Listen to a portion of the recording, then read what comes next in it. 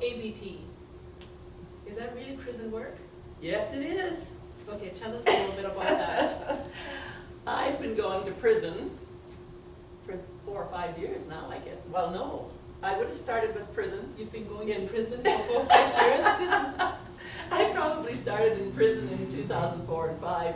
Okay. But AVP. Could you elaborate on that? AVP stands for Alternatives to Violence Project. Okay. And I learned about it because I was in the prison doing Toastmasters. And once in a while, one of the inmates would say, I can't be at that meeting because I have to plan for AVP. This happened a few times, and I just was curious. And they said, well, it's like conflict resolution. It's alternatives to violence. In fact, you could come and take it with us.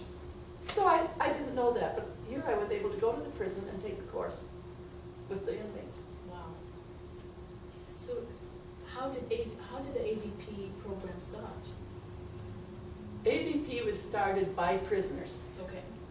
for prisoners, Okay. because the prisoners were fed up with the level of violence inside the prison. So most of the, I'm guessing that the prisoners that may have gotten into prison because of violence were complaining about the violence within the prison system. Yes, Wow. how's that for motivation? And they also had a chance to experiment and counsel young offenders, is what it was happening. And so they wanted to devise a program, and they didn't know how to do that. So they approached the Quakers, who were some of the volunteers at the prison at that time, if the Quakers could help them develop a project around peace and consensus. They did that.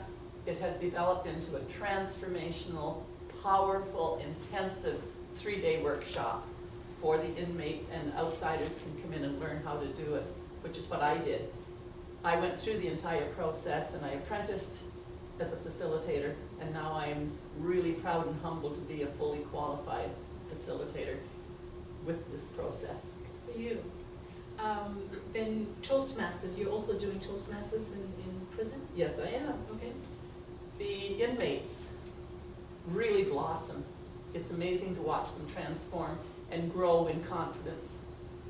They learn to stand up, claim their space, and they're quite amazed to be able to think on their feet and speak, and other people are listening and actually interested in listening.